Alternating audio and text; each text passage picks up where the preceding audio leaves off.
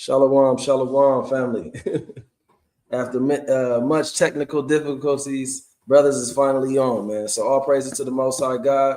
Yahweh Bashim Yahushai, Brother Shalomah, Ariel, and WFI Los Angeles, man. So we through the spirit we wanted to on the Sabbath day go over and review the movie Sinners, man. So this is going to definitely be a spoiler alert, man. You know what I'm saying? If you haven't seen the movie, you know what I'm saying, you might want to go see that first. And if you know you're one of those people that don't really care, you kind of just tap in. Hey, you know, all praises to the Most High. So we're gonna get into it, man. It was a great movie. You know, a lot of different opinions about the movie. We're gonna show some images of it. And did you still want to show that trailer? Or yeah. All right, let's go ahead and show that trailer. Let me put his precept on. Yeah, bring it out, King. Con, this is 1 Corinthians chapter 2 and verse 13.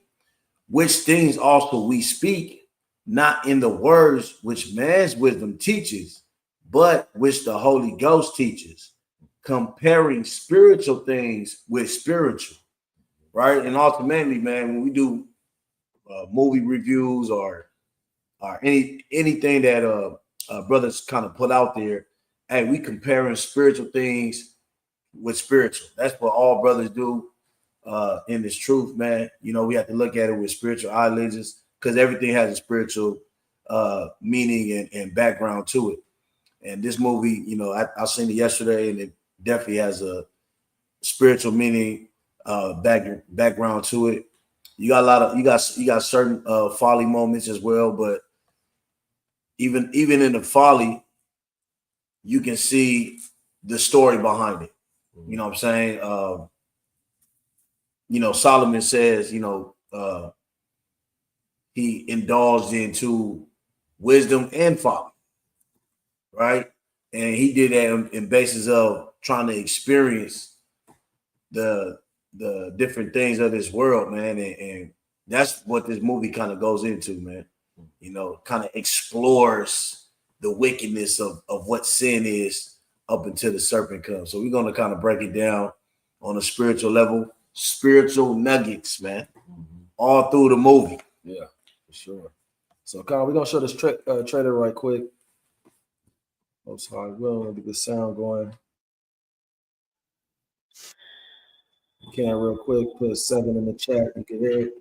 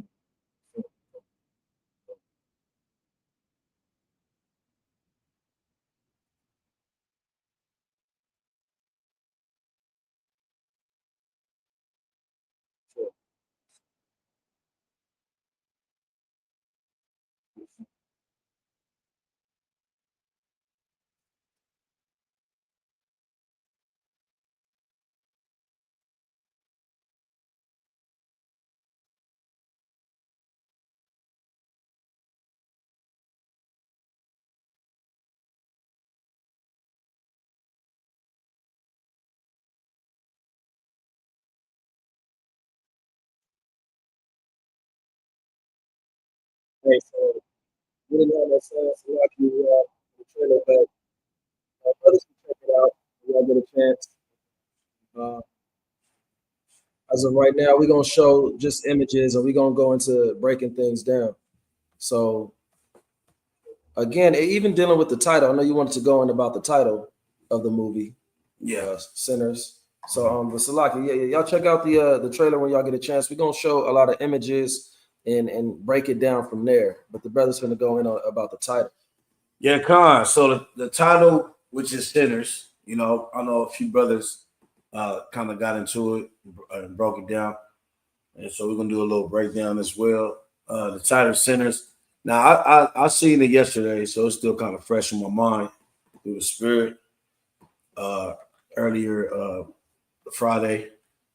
Yeah, so sinners. I mean, it's self-explanatory what to kind of get into based off the title. All right. Sinners is what? What's the definition of sin? Is what we always bring out. So let's bring it out again through the spirit. This is the book of First John.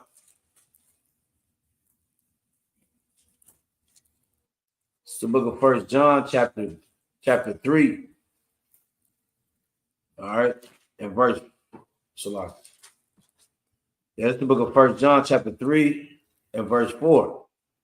It says, whosoever commits sin transgress also the law, for sin is the transgression of the law. Right? So, you know, hey, the title is self-explanatory. It's going into biblical context, right? Because there's no other religion outside of the Bible that talks about sin, that specific definition. So he gave us a title. So, okay, so we know through the spirit what sin is. The definition of sin is breaking the commandments of the Lord. Now, this movie kind of explains or demonstrates what breaking the laws of God looks like. It gives us a picture of what breaking the law looks like, because everybody on this movie had their own specific sin that they was dealing with. You know what I'm saying? Everybody on this movie did. And because of that, you know, we seen what happened. It was like scripture says, the wages of sin is death. Right? So breaking the commandments of the Most High brings death. And death comes knocking at your door. Right? So you always use this on a spiritual level, because death came knocking on their door because of breaking the commandments of God. This is why it's important. Put one more precept out. It's why it's important that we keep the commandments of the Most High, because none of this stuff would have happened if they kept the commandments of the Lord. I guarantee that. Right? Because Satan, the enemy, is not attracted to the laws of God. So it wouldn't draw him over there. What drawed him over there was sin. Right? This is the book of Baruch, chapter 4, and verse 1. This is the book of the commandments of Yahweh, and the law that endureth forever. All they that keep it shall come to life, but such as leave it shall die. Right? And we say, hey, it was death on this movie. There was a lot of death on this movie. Right? Real death, torturous death too. And it was based off sin. We see that in Deuteronomy 28, man. Deuteronomy 28 is 14 on down to 68. Hey, that's all horror movie, man. All right? That's all horror house. And that's what we're trying to get out of. And the only way we get out of it is stop sinning and go back to the law, statutes, commandments of the Most High and the faith of Yahweh Shah, man. Right? Because that's a horror movie when we look at Deuteronomy 28, 68. But we got to go into it, because that's where the healing is as well, to make us stop sinning, understanding and reflecting on what has been and what is today, man. So through the spirit, are you with that? So, and I think the movie starts out with the brother Sammy, if I'm not mistaken. Sammy was the cousin of the twins, Smoke and Stack, which was played by Michael B. Jordan. So Sammy,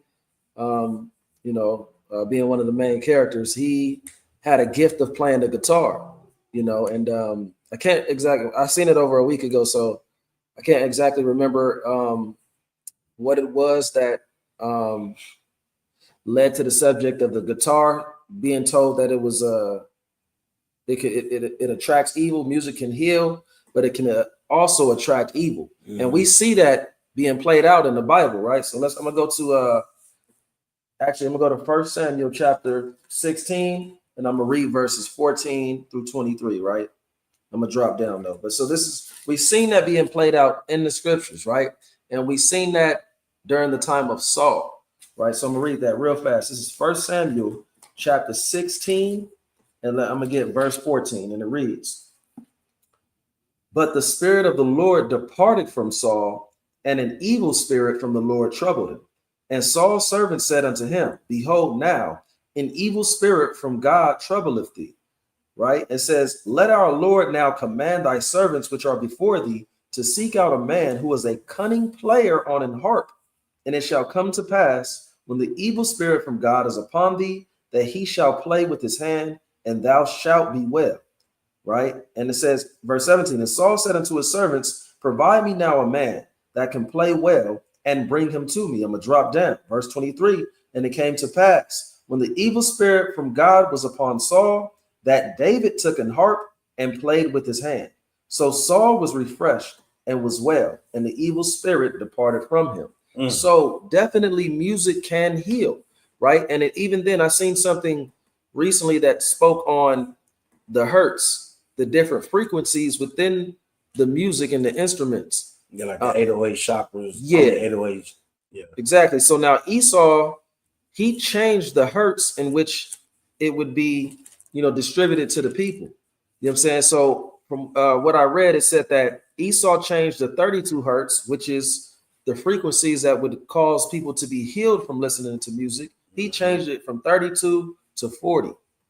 You know what I'm saying? And that definitely is going to offset some things. You know what I'm saying? So, and then we see how the music is being, implemented or, sold today.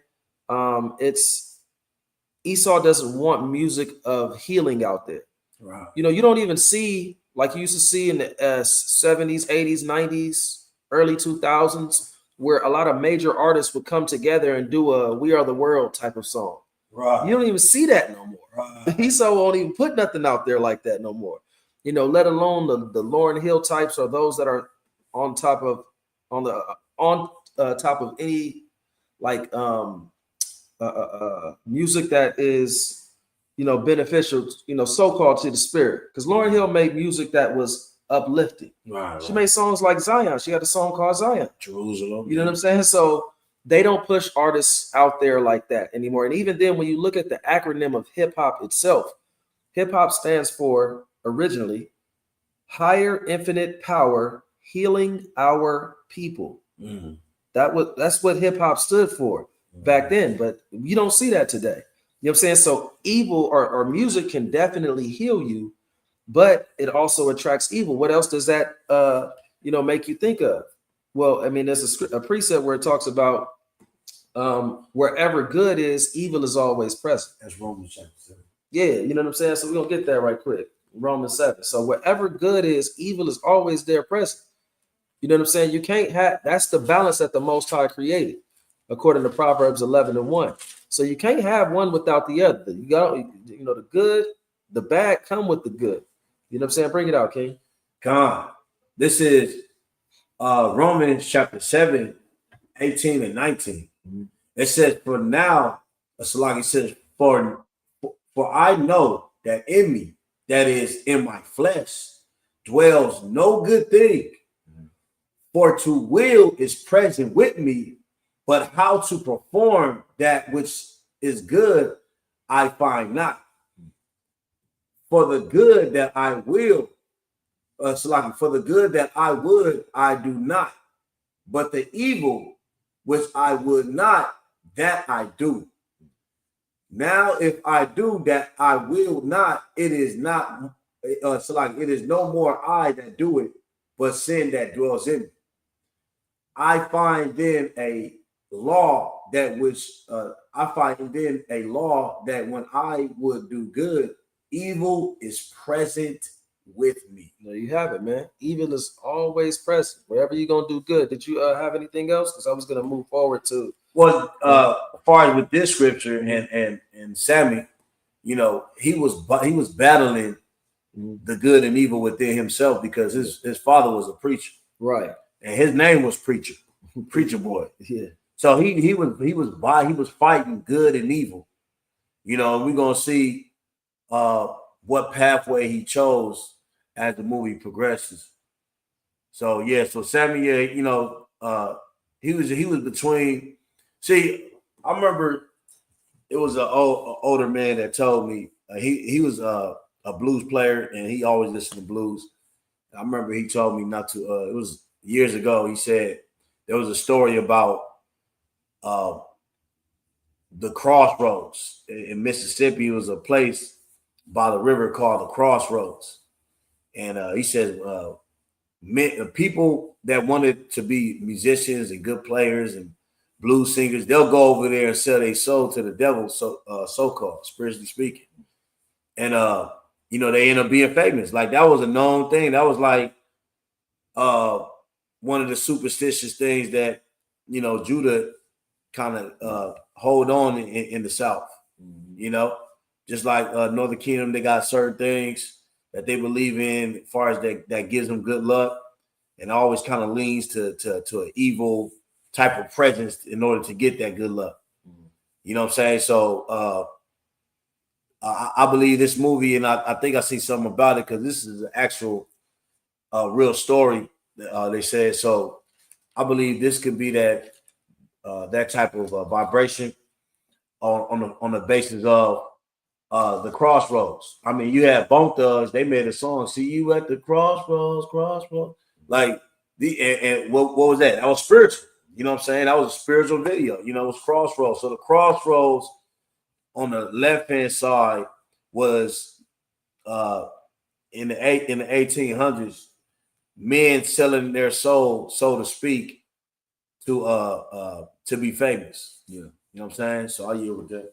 And he's right, man. I mean, we see that often. A lot of our people are selling themselves short, you know, just to, you know, get out of a lot of times impoverished conditions. Yes. You know, we see in Sirach chapter 10 and verse 9, I believe it says that a man will, you know, giveth his vows, you know what I'm saying, something to that degree or magnitude. Yep.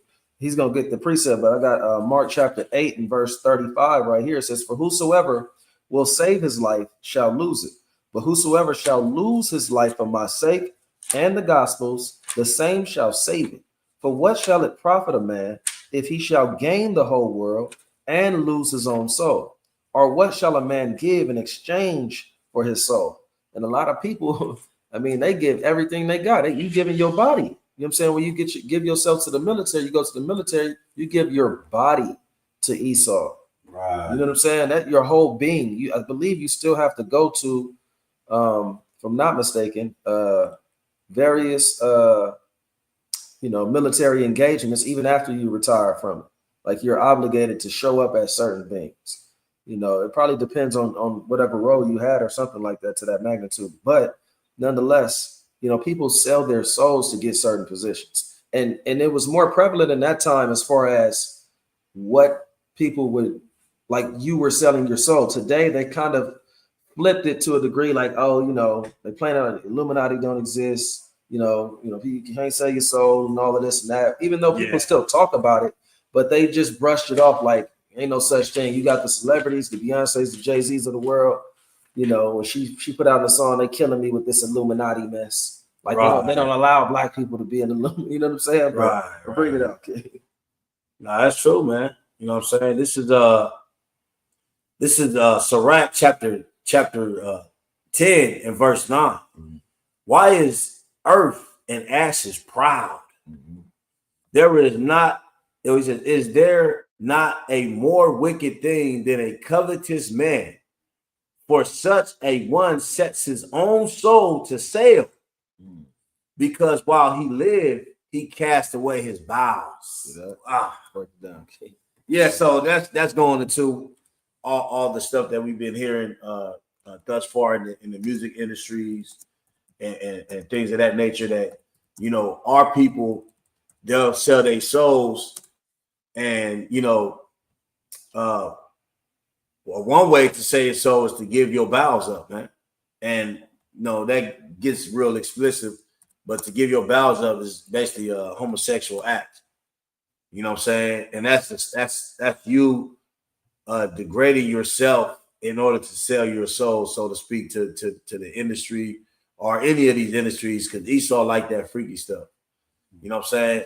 And because you're probably published before you got famous and stuff, you probably have no money. That's how they get most Jakes, because we don't have no generational wealth to have the pride of being separated and doing our own thing, right? So because of that, we integrate, we integrate and we want to cleave to all these other nations, and we conform to their ways, and some of their ways are perverted, man. Because they want to make sure that you are completely cut off from your power, and that's one of the main weapons that they use is homosexual acts upon you to completely cut you off your resource of your power, which is holiness of Mashiach, Yahweh Shah. Look at this first Maccabees chapter 1 and verse 11.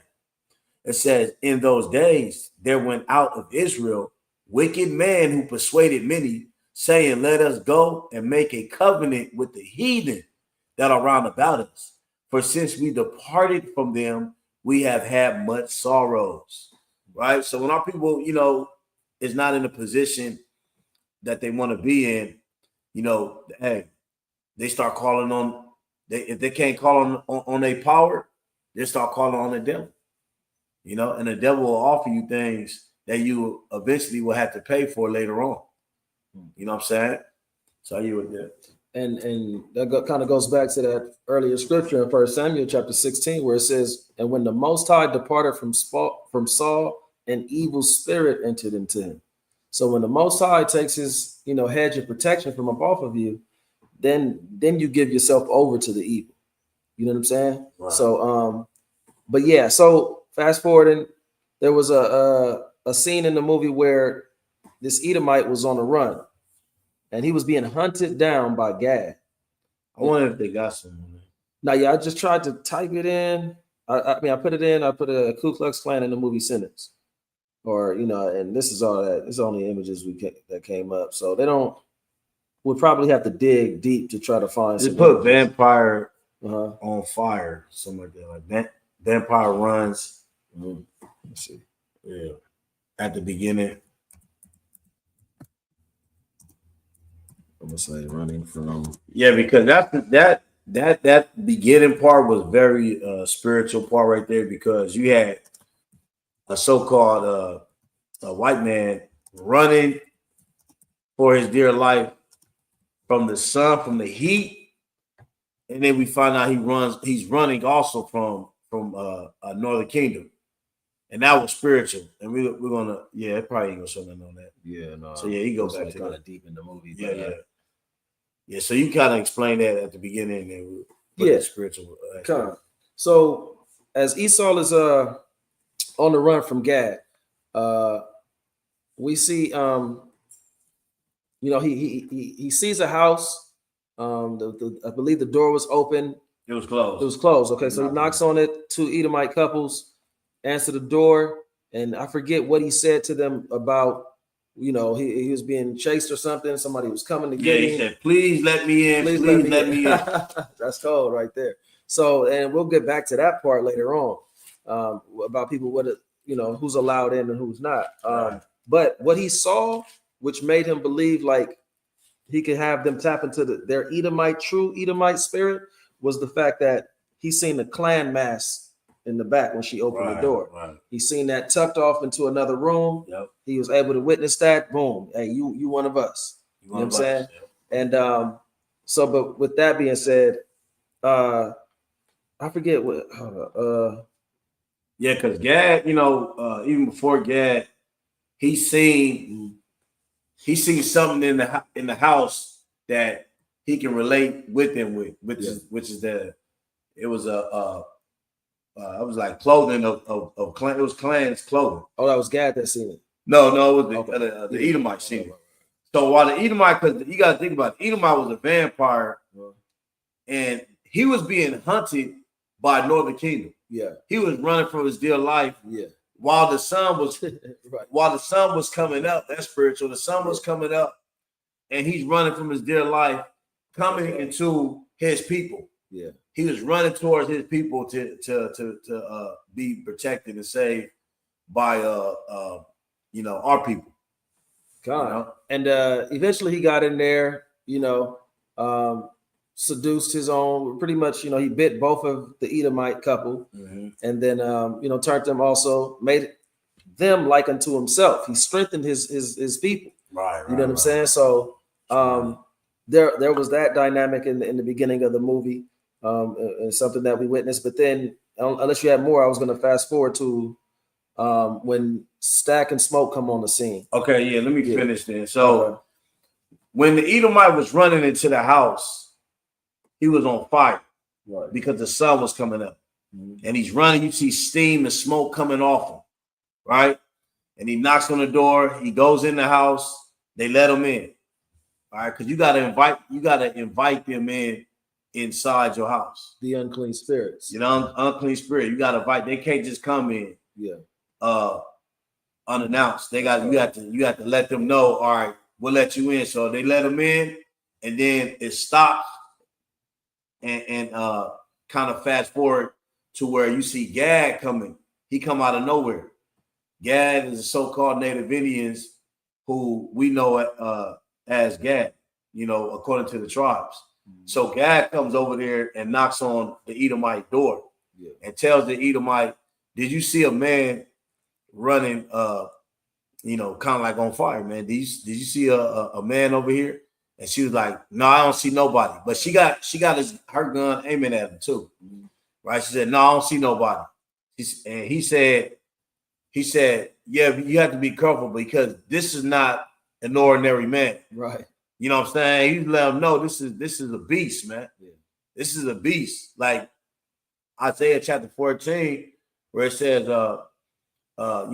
they look upon him narrowly, saying, is this the man? Right. You know what I'm saying? And I noticed they said that. He was like, this is not an ordinary man. Right? You can bring that out real quick. Okay. Cool. Isaiah 14. Yeah, so Gad's chasing him. When they fast forward to that scene, we realized that Gad was chasing him, man. The Native Indians was chasing him. That's very spiritual. Go ahead, bring that. Come. This is Isaiah chapter 14. Salakia. And what you want, verse 16? Yeah. Come. Says, they that see thee shall narrowly look upon thee and consider thee, saying, is this the man that made the earth to tremble, that did shake kingdoms, that made the world a wilderness and destroyed the cities thereof, that opened not the house of his prisoners? Right. And we're going to see throughout the movie that, hey, this man was a man of destruction, man. You know what I'm saying? And this is why Gad, in his spiritual mind, he said, hey, this is not no normal man. So if he in your house, you better let him out. You know what I'm saying? And then another Gadite that was on a horse, because it was about, I'll say about 6 Gadites. 2 was in the car, the rest was on horses. Yeah. All right. And so one of them yelled out, hey, come on, the sun's coming down. Then he looks at the woman and says, well, I pray that you may be safe. Right.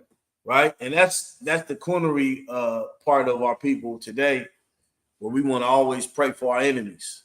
You know what I'm saying? Knowing that they about to get it. And so the spiritual aspect of that whole scene right there is Gad is hunting an Edomite who in this movie is presented as the devil. Right? Gad is running, the Edomite is running, he's on fire, he's burning, and he's running to safety to his own people. Right? The spiritual, give me Obadiah chapter 1 and 18, because that was when I seen that, I said, that's a spiritual prophecy right here. That has a prophetic undertone to it, because Gad is chasing this man, hunting this man down. Obadiah 1 and 18. God, it's the book of Obadiah, chapter 1 and verse 18. And the house of Jacob shall be a fire, and the house of Joseph a flame, and the house of Esau for stubble. The house of what? And the house of Esau for stubble. And he literally went into the house of Esau. You know what I'm saying? So when the man ran, when the man was running, he was on fire, he was steaming. You just see him running. Man, he running fast so fast at to that house to get up under that the authority of the Edomites. But in that, hey, Gad was right behind them, and that's a precept to the prophetic undertone of what the Lord is going to do when he put the spirit and power on the Israelites, man. All right. He gonna speed them up to their doom through the spirit. Says, and they shall kindle in them and devour them, and there shall not be any remaining of the house of Esau, for the Lord hath spoken. For the Lord has spoken it, man. All right. And we're gonna see kind of towards the end that that spirit kind of we seen that spirit at the end of the movie. The sis said, please tell us what the movie is. So the movie we talking about is Sinners. Yeah. All right. Michael B. Jordan and others, they played a movie called Sinners. We said, what's the definition of sin? Which is the title of the movie, breaking the laws and statutes and commandments. And that's exactly what they was doing in the house. Right. And Shabbat Shalom to everybody else tuning in. Shabbat Shalom. So going further into the movie, the next thing that kind of came up about was when Stack and Smoke were looking to buy the property, and they were going to turn it into a little juke joint, little turn up spot, little club. Yeah, little club. They had business going with Moab, trying to get all of the necessities to be able to have the juke joint popping off. But they bought the property itself from Esau. Now, when they bought it from Esau had a racist, of course, undertone to his energy and to some of his words. He called them boy, and they addressed him like, ain't no boys here. Yeah, you know what I'm saying? But then one thing that they made mention to Esau was they mentioned the clan. And Esau acted like as though the clan didn't exist anymore. He said, the clan doesn't exist anymore. Right. You know what I'm saying? And all that, what I took from that was a couple of things. Esau, of course, being deceptive, right? But going back to, who we all know and heard of, rapper Biggie Smalls. He had wore a shirt back in the 90s that had images of police officers, doctors, lawyers, all in their uniforms, their proper attire for their respective roles, their respective jobs. Mm-hmm. But they all had clan hoodies on. You know what I'm saying? So Esau talking about they don't exist anymore. They don't exist in the form. Depiction, in the form that they once had, all walking down the street, with their, red cross on the white garments, sheets are on their heads. They don't exist to that degree in a large scale anymore like that. Right. They have incorporated themselves in American society. Right. You know what I'm saying? They have amalgamated themselves into different roles within this system. Yeah. To ultimately continue their white supremacist, journey, and domination in the earth. Right. You know what I'm saying? So yeah, Esau's going to definitely branch off, right? And continue on in his path of, and to his level, dominating what the Most High allows him to over the whole world. Right. You know what I'm saying? So you had something, King? Yeah, you keep going real quick. Okay, yeah. So, and then just fast forwarding, right, into other images, you had, I believe there was a scene where I think the dude's name was Rice. He's an older male. He's been in movies, been acting for a long time. All right, where's that brother at? Forget his real name. But nonetheless, there was three of them riding. And I think it was the dude that played the harmonica, this brother right here, right? He was riding with, I believe it was Stack and Sammy. And he was, I think one of them made mention about he heard about Chicago, and he was speaking on, I hear Chicago's a free place, man. You know what I'm saying? I'm just trying to go somewhere where there ain't no Jim Crow laws. You know what I'm saying? So let me get this right quick because it made me think about Leviticus chapter 26. And before you go there, yeah. I just wanted to let me back on that. Okay. On the clans, man, where he said the clans, the clans today, they don't look the same as with the white sheets and things of that nature. The clan today is your lawyers, your doctors, Mhm. and they incorporated themselves into these high status positions. This is it's in the book of Job, chapter 24 and 15. It says, the eye also of the adulterer wealth for the twilight, saying, no eye shall see me, and disguise his face. Right? So that's what Esau do. Esau disguises his face by going up under these different positions that, ultimately his people set up. So he can hide. So he disguised himself. He disguised his face so nobody can see who he is by coming into these different systems that is set up for him. Right. God. So, I mean, again, and our people, oftentimes, even to this day, a lot of us seek to flee out of the oppressive state that we're in. You know what I'm saying? Just to go to places like, Africa and get,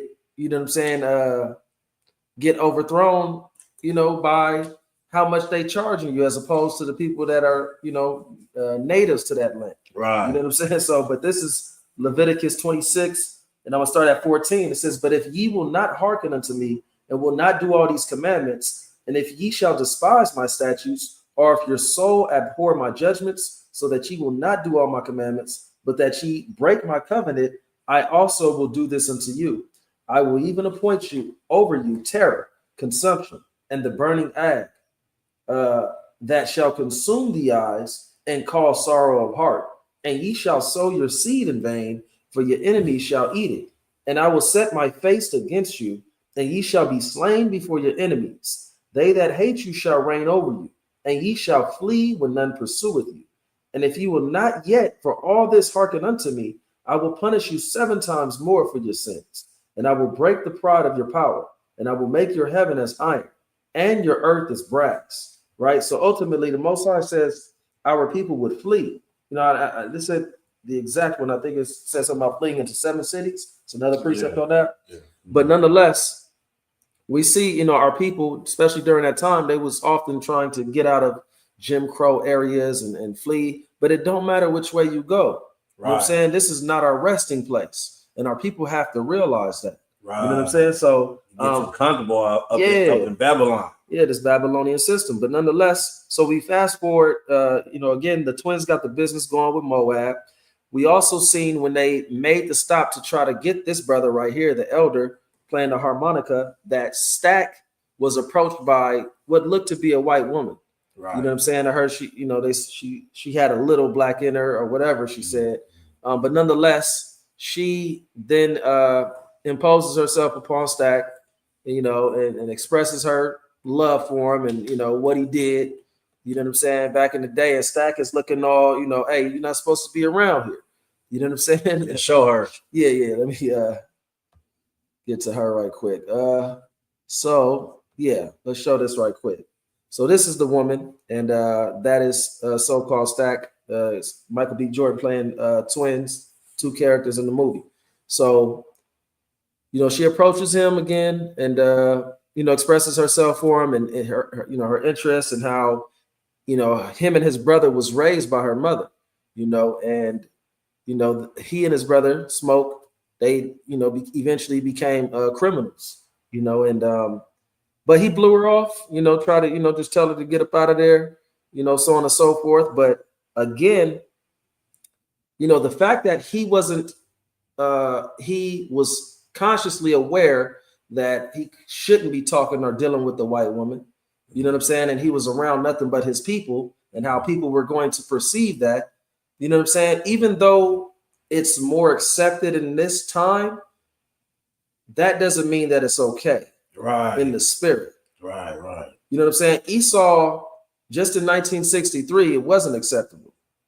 You know what I'm saying? So we still only about 60 plus years removed from that time.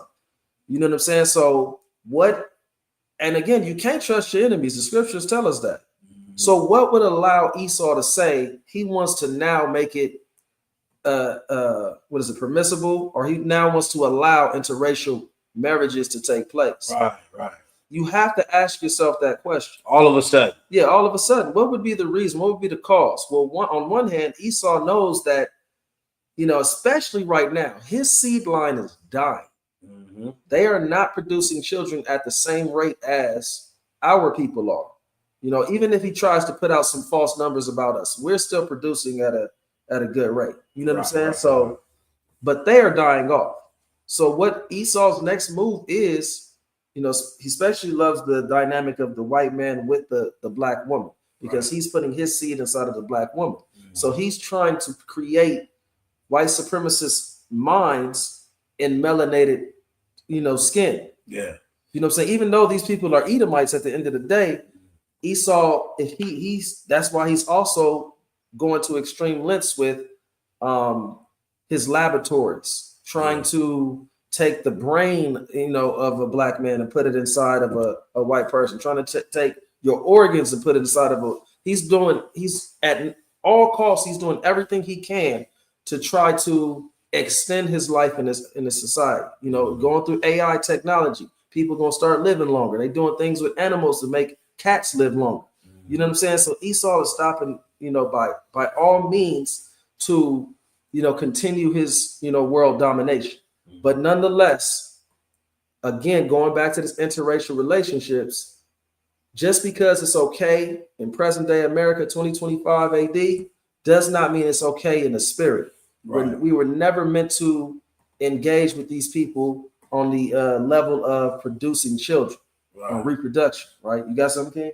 And it's like, when you think about it, how can you even do that? Like, just on the spiritual level, like we know the history of Esau work in America. Why would you date and have babies with somebody that has a horror historical background against your own people? Like, that's some psychological warfare to sit there and really treat this Edomite woman as a princess, when she has a historical background by default. It can be just by default, a historical background of straight terror towards your own people, man. Right. Like, that's some cold psychological warfare when you think about it, man. You know what I'm saying? So, because we all got historical stuff, man. You know what I'm saying? Like, we got punished over our forefathers' sins, and because of that, we had to suffer all the different situations that we had to suffer based off what our forefathers did. And the scripture says, hey, that sin that your forefathers did increases in you. Let me bring that out real quick. God, I got something. Yeah, go ahead. This is the book of Psalms, chapter 109 and verse 13. It says, let his posterity be cut off, and in the generation following, let their name be blotted out. Right. Let the iniquity of his fathers be remembered with the Lord, and let not the sin of his mother be blotted out. Right? Because the white woman was just as evil as her counterpart. Yes. You know what I'm saying? The white man. You know what I'm saying? Now, theirs haven't been historically documented to the degree that their counterparts have, but we know certain situations and instances. A lot of black men was lynched, hung, killed off of the lie or, the word of a so-called white woman, Emmett Till, you know what I'm saying? And various other things that has taken place. We look at a lot of the charges is being brought down upon some of our people, the Shannon Sharps of the world, dealing with white women. Yep. They was told by various of our own people, the Moniques of the world, the Cat Williams, stop dealing with them. Yep. Stop dealing with them. Stop dealing with the young women. Get you an older one. You know what I'm saying? Get you some eggs and cheese. You know what I'm saying? She laced him up, man. Yeah, right. You know what I'm saying? And Negroes just don't want to listen. Don't listen, man. You know what I'm saying? You got your precept, King. Lusting. Yeah. Lusting. And the guy, the brother that was playing the harmonica, he did tell a story about, his friend got murdered by a group of Klans members, and in that, they cut his rod off, cut his manhood off. You know what I'm saying? That I know that's always spiritual. When we hear that. So this is Second Ezra chapter 1 and verse 5. Go thy way and show my people their sinful deeds and their children their wickedness, which they have done against me, that they may tell their children's children, because the sins of their fathers are increased in them. Right? So the sins of our forefathers increased in us. You don't think the sins of their forefathers increased in them in this generation? Absolutely. How many we didn't found this? We could pull out so many articles of Edomite women murdering their counterpart Jake man, Right. murdering, cold blood. Time after time, we see it. Why? Because their sins increase in them, just like our sins, our forefathers' sins increase in us, man. And it takes the Lord and repentance through the Spirit and keeping of the commandments to break those generational curses. Right. God, yeah. Just one more precept on this. It says, this is Proverbs chapter 5 and verse 3. For the lips of a strange woman drop as an honeycomb, and her mouth is smoother than oil, but her end is bitter as wormwood, sharp as a two-edged sword. Her feet go down to death. Her steps take hold on head. Right. And then the other image that they have right here is, where is it? Is it this one? I thought it was another one. It was another one. There. Well, yeah, let's just take that right here. So this is the end, man. It's the end. This is the end. This is the steps of hell. It's the ways of death. You know, and to keep going on this precept, it says,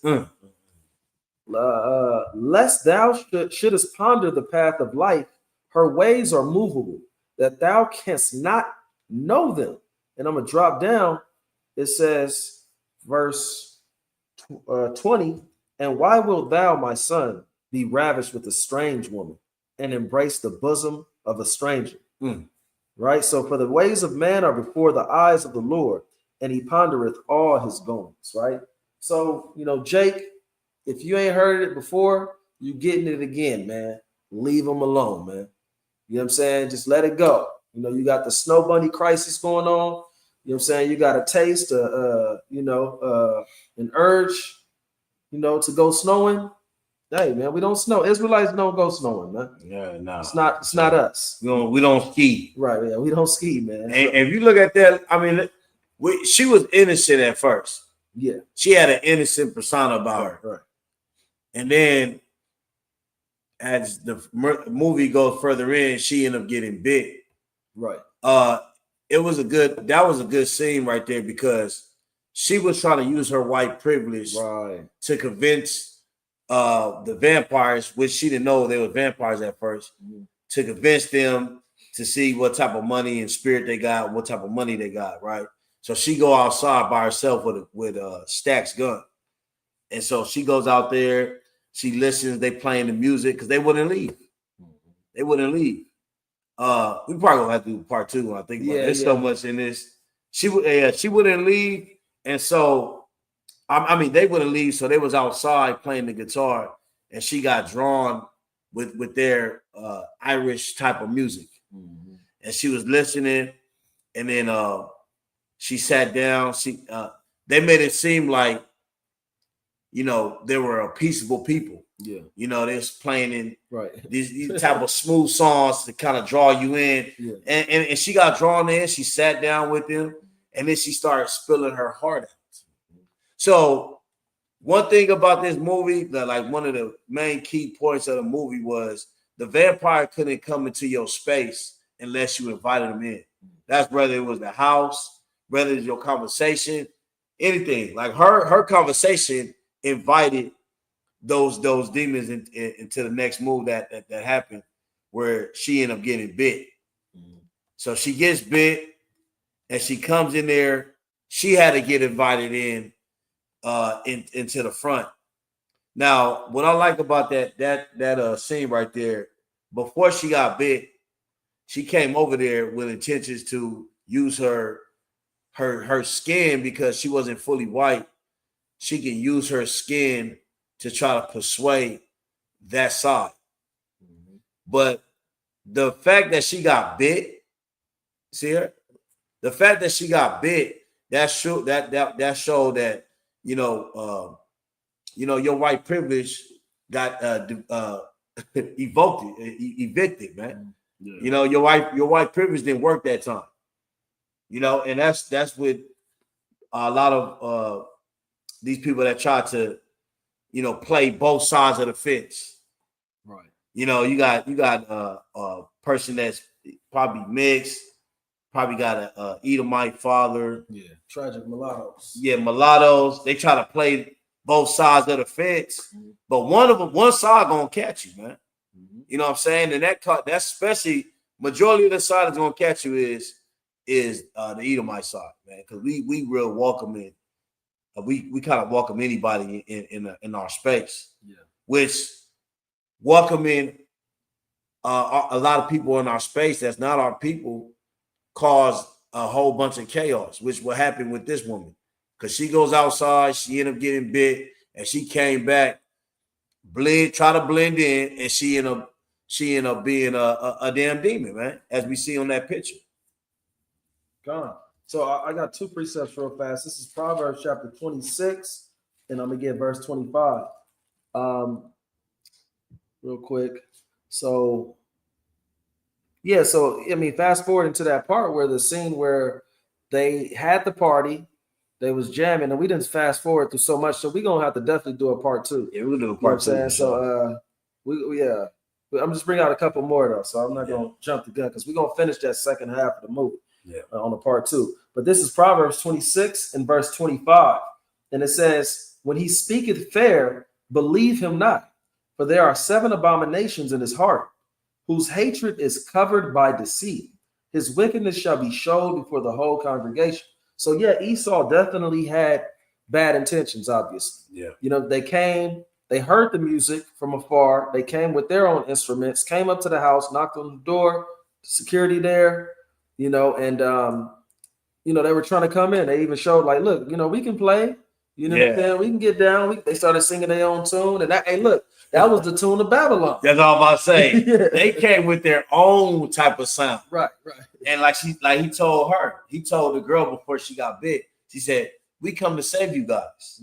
Yeah, we come to save. So they had their own message, right? And they wanted to bring their own. They wanted to convert the party of sinners.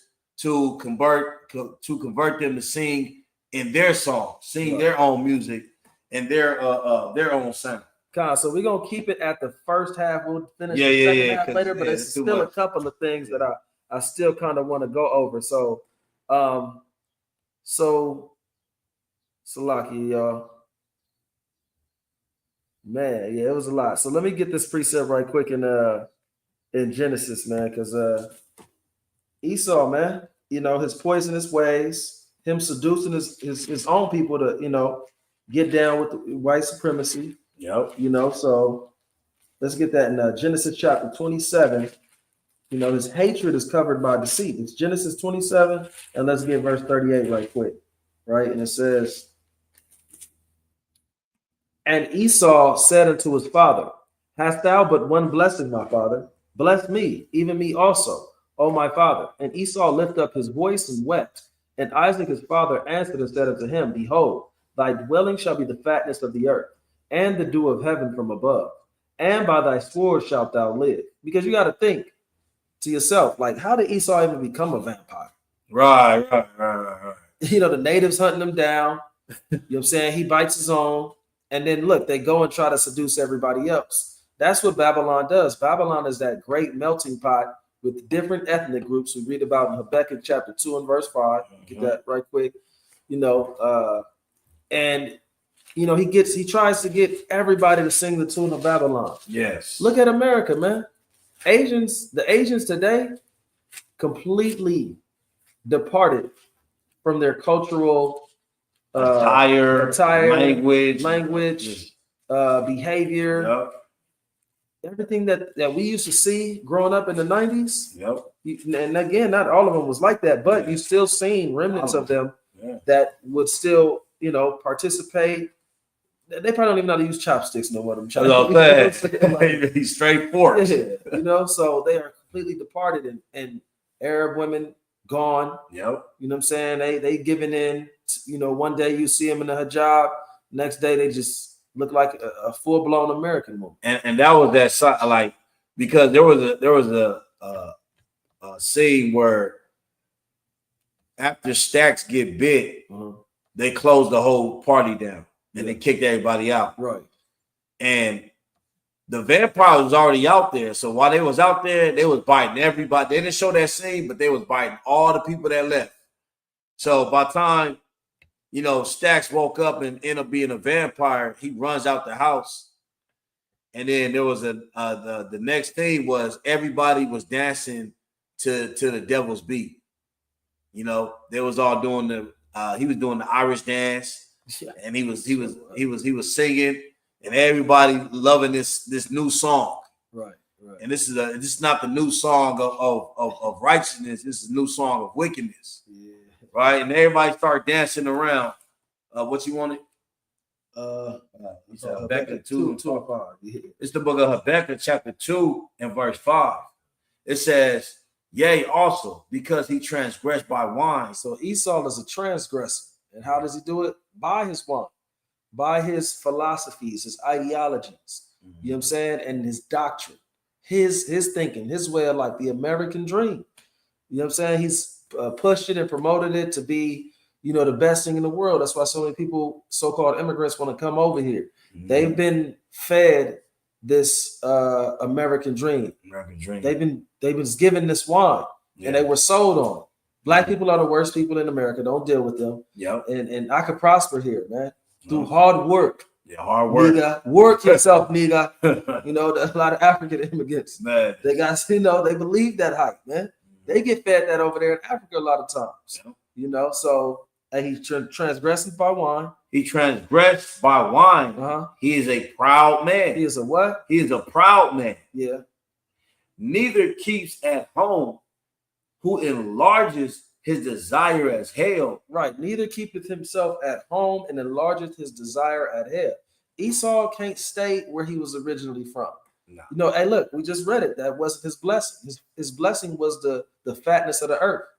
You know what I'm saying? So, and the scriptures talk about in Psalms 37, he spread himself like a green bay tree. Right. You know, and that tree grows wildly all over the place. You know what I'm saying? So Esau's gonna be everywhere. You know what I'm saying? Spreading himself. You know what I'm saying? But keep going. Who enlarges his desire as hell and is as death and cannot be satisfied. But gather unto him all nations. He gathered what? But gather unto him all nations and heap unto him all people. And heap unto himself all manners of people, man. And that's Babylon for you, man. You had anything else? Yeah, this is the last one. Just like I said, once he converted the whole party, everybody started dancing to his beat, right? Which was like kind of more of an Irish type of tone. Everybody dancing to his beat. And that's Babylon, as the brother was getting into. That's everybody, you know, kind of assimilate themselves to Babylon, and they become Babylonians by their this man's philosophy. That was his mind in saving people. Just like you had a book called Kill the Indian and Save the Man, right? Because that's their whole mindset. Kill your culture and save you by integrating you and assimilating you into, you know, our culture. And you're going to dance to our beat rather than the beat that was made. Because it's even deeper with the beat that Jake was playing, because there was things that took place that had a historical and spiritual meaning to it. And it was dancing to that beat. But then you fast forward, after everybody got bit, everybody's dancing to the beat of Esau now. Right? Salaka, real quick. Hey, bro, we're going to be out in Long Beach today. You know what I'm saying? So we're going to pull up around 2. We about to head out right now. So if you want to tap in with us, you know, we're going to be out there today. Sometimes we be in NoHo. You know what I'm saying? We rarely touch base in the city, but we can. You know what I'm saying? If brothers, you know, want to come, you know, see us and everything. So, and then I think it was something else somebody said. But Con, you got it, King. Yeah, Con, this is the last verse. This is dealing with the fact that everybody was dancing to Esau's beat and not the beat of their people.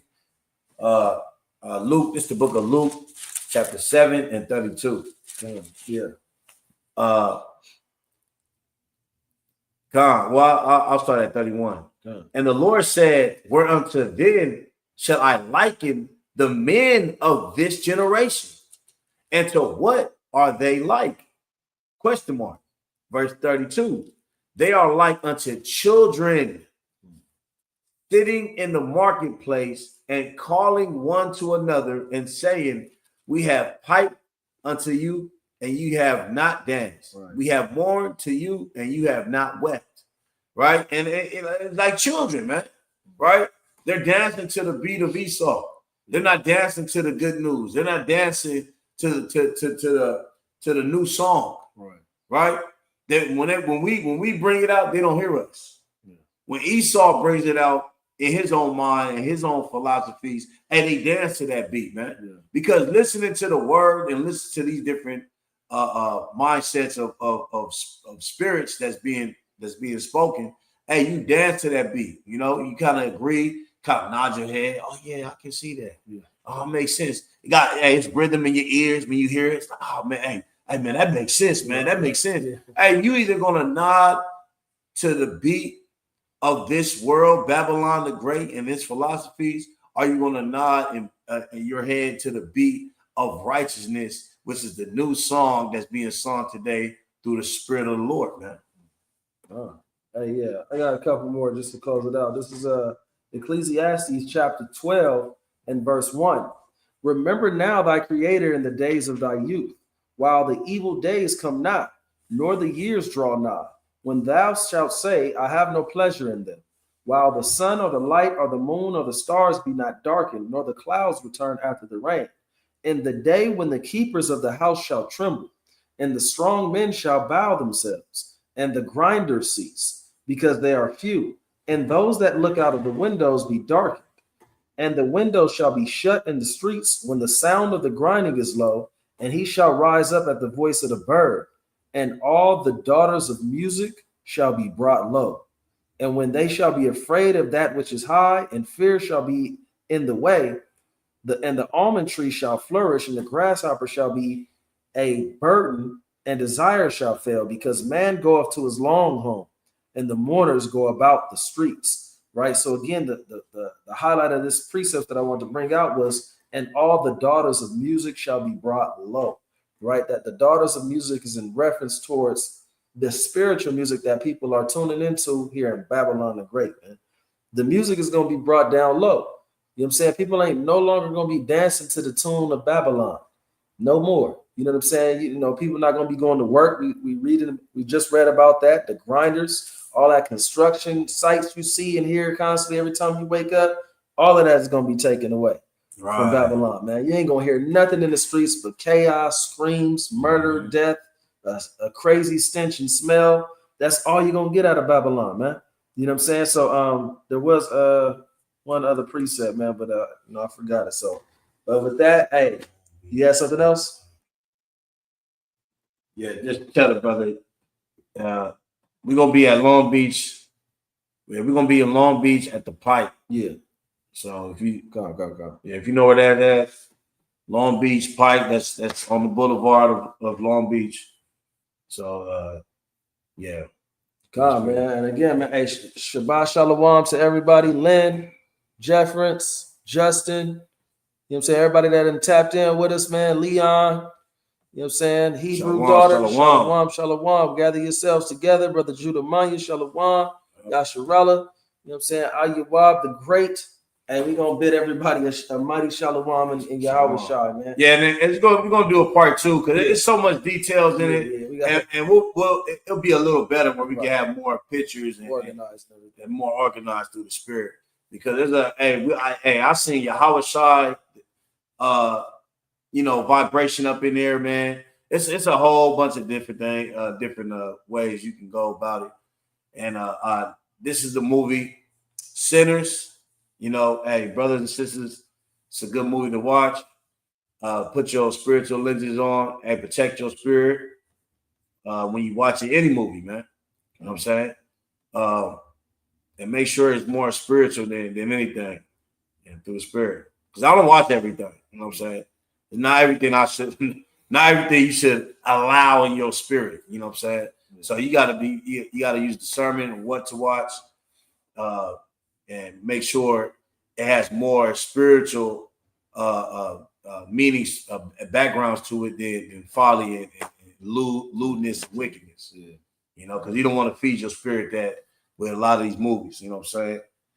Because you got movies where you get into it. Like, man, this is a good movie. Then right in the middle of the movie, you got full-fledged homosexual activity going on. Like, just do it in there. Just throw it like throwing a monkey wrench in the middle of something. It's like, what? Where did this come out of? Right. Don't even match the movie. They just threw it in there. Right. That's an agenda. No, for real. Hey, we're gonna close it out with this. Ezekiel 33 and 31. And they come unto thee as the people cometh, and they sit before thee as thy people, and they hear thy words, but they will not do them. But with their mouth they show much love, but their heart goeth after their own covetousness, or after their covetousness. And lo, thou art unto them as a very lovely song, of one that hath a pleasant voice. So when we out there prophesying, teaching, people get the tuning. They'll kind of agree with us, nod our head. We keep breaking stuff down, but it's always something that's going to distract our people and pull our people away from the word. But a lot of times we do get people to be, in agreement. But for one, the stronghold of Babylon got them. Yep. You know what I'm saying? The lust of the flesh got them. You know what I'm saying? Their own desires about, life and, what they deem to be successful is through Esau's ways. You know what I'm saying? They seeking refuge in certain types of privilege here in America, and you're not going to be able to get that. Lamentations 4 and 17. Yep. You know what I'm saying? You're not going to get that in a place that was never meant for you to flourish in. You can get pretty far in this society, but it will never be at the equal level of Esau. So it says, again, and lo, thou art unto them as a very lovely song, of one that hath a pleasant voice and can play well on an instrument, but they hear thy words, but they do them not. And when this cometh to pass, meaning all the prophecies, all the judgments, World War III, race wars, civil wars, you know what I'm saying? Just, all out chaos in the earth. We've been talking about it for years. When it comes to pass, and lo, it will come, then shall they know that a prophet hath been among them. So with that, we're going to say shalom. Stop dancing to the beat of Babylon. Right.